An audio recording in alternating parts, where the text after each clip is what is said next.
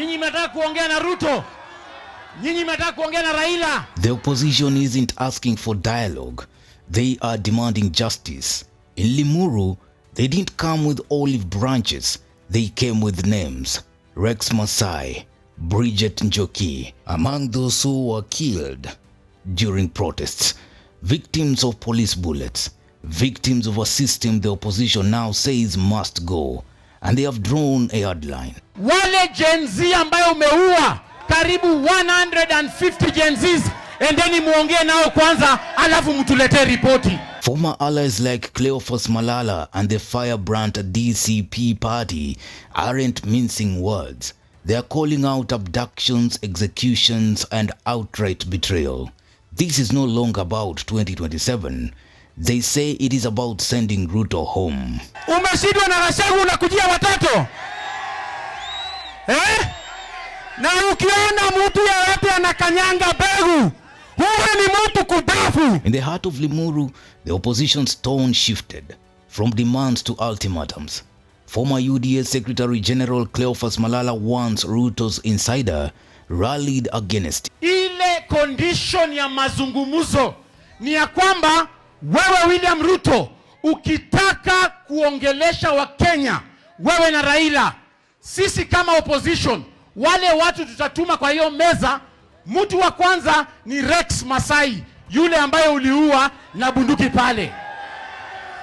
Mtu wa pili ni msichana Bridget Njoki, yule ambaye ulipiga risasi kama hako kwa nyumba yake. Beside him, fiery voices from the newly formed DCP party affiliated with none other than Rigathi Gachagua, once Ruto's right hand, now his sharpest critic. In a stunning shift, Ruto is being hit from both sides, not just by the traditional opposition, but by the people he once trusted.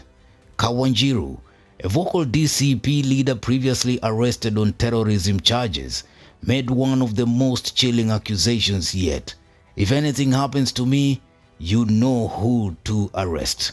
Na William Ruto, mimi nitakuambia hadharani nikiwa kwetu. If anything happens to me, or my family, or my relative, or close friends of mine, musitafute mtu mwingine, ni William Samoei Ruto. Pause on that.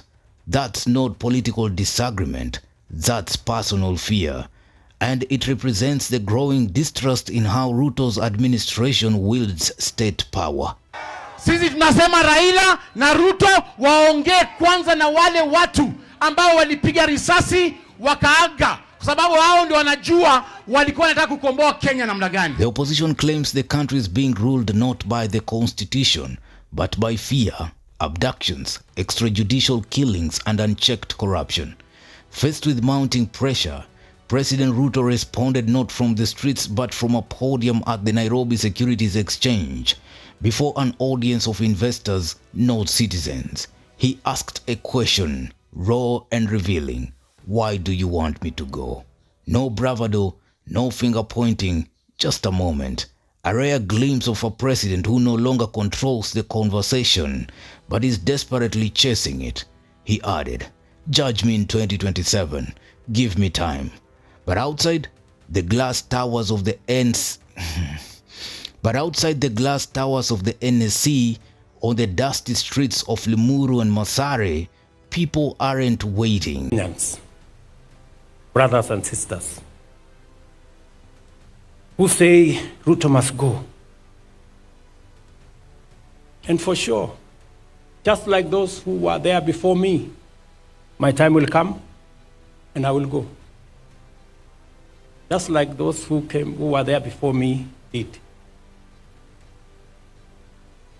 But respectfully, sirs, madams, let me ask you.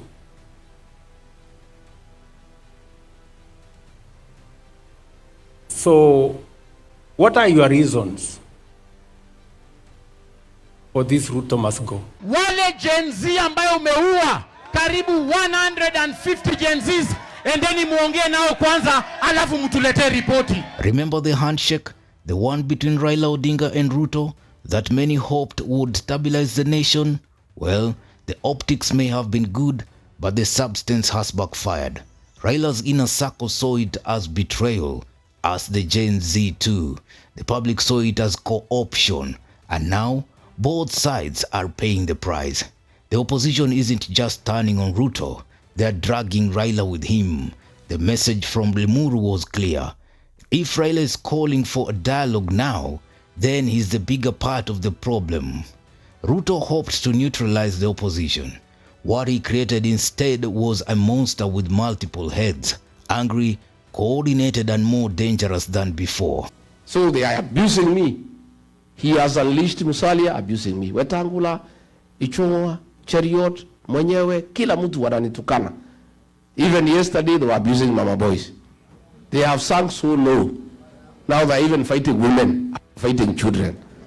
When you fight a government, fights children and women. See, you only bure serikali. And Ruto was saying that Kenya is not a failed state. But if you have a government fighting children and women, so that is a failed state.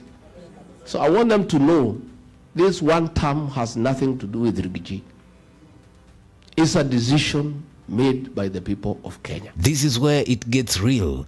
The opposition isn't just organizing for 2027, they are organizing to send Ruto home. For me, ukiniuliza kama Sifuna, ule mkataba tuliandika na UDA is of no use as I speak. Everybody in Kenya knows there's a problem. Instead of listening to the agencies, the issues they are raising, abductions, extrajudicial killings, corruption, misappropriation of public resources, President says, no. These people have been incited by Rigiji and Uhuru. They are framing Ruto not as a failing leader, but as a threat to national survival. And when politics becomes about life and death, the rules change. From protest victims to anonymous threats and arrests, the opposition is building a case in the court of public opinion. In Kenya's political theater, dialogue has always been the act that calms the crowd.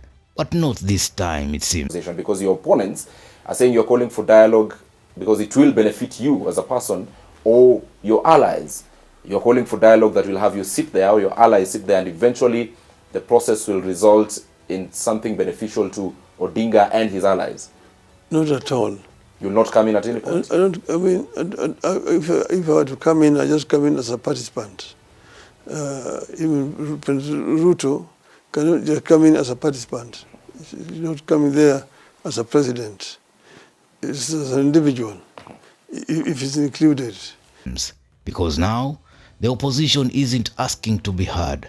They are demanding that those who are silenced be heard first.